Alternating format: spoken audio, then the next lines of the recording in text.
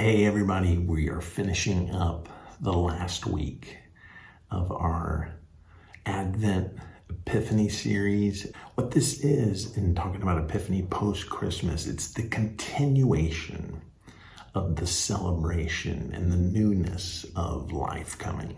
Typically, Epiphany is celebrated about January 6th. And obviously we have here, the new year and the calendar that we use right now happening at this moment. I had an epiphany. Matter of fact, the Greek word that talks about this is I had an apocalypse. I had a revelation. It's recognizing that something new that has manifested itself in our world. That's the story of Christmas, is about the Magi that come.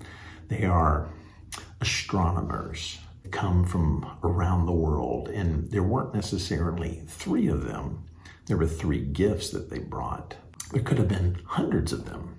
I personally believe that what they brought was the economy of the day: gold, frankincense, and myrrh, things that could be traded.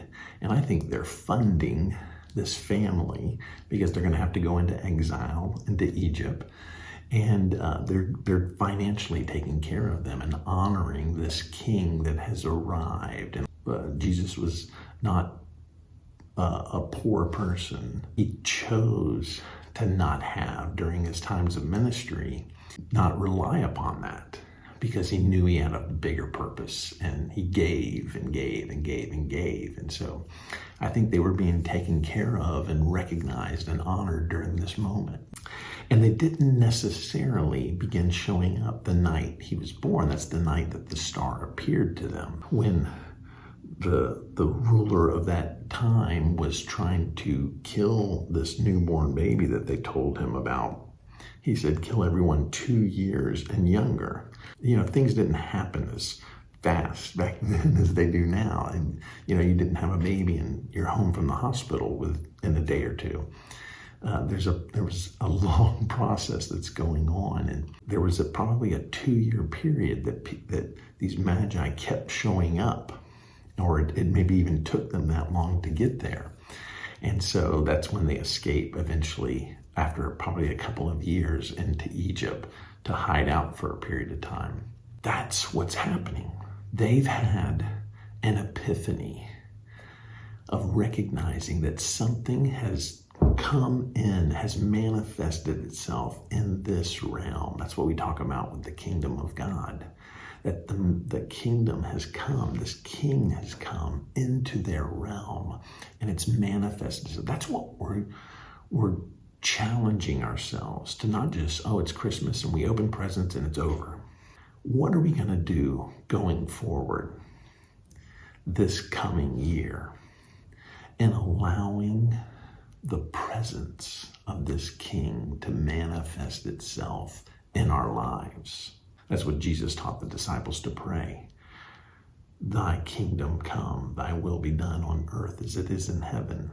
He's teaching them, let the kingdom manifest visually through us in our lives in this realm, because it's here. The kingdom of God is here. And our king sits on the throne. He's desiring for that manifestation to take place. As we start this season, as we start this new year, what are you praying for? Not just a resolution, but are you inviting a fresh manifestation, a fresh epiphany of his presence into your life?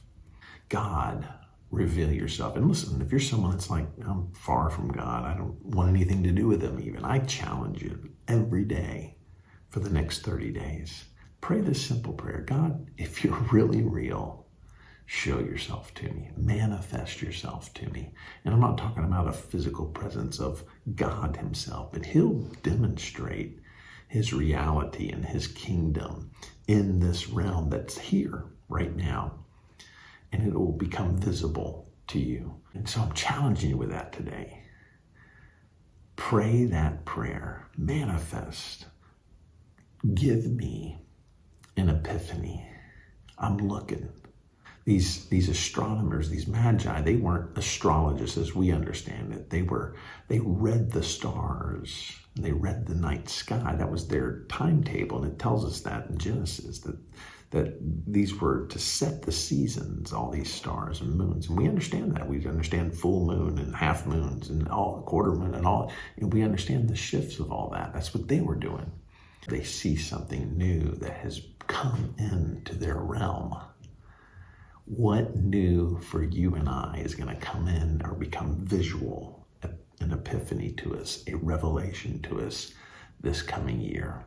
I love you, and I bless you with power and prosperity, wisdom and knowledge, health and healing, and the gifts and the fruits of the Spirit of God to be evident and flowing in your life for this entire year. Have a great week. Have a great year.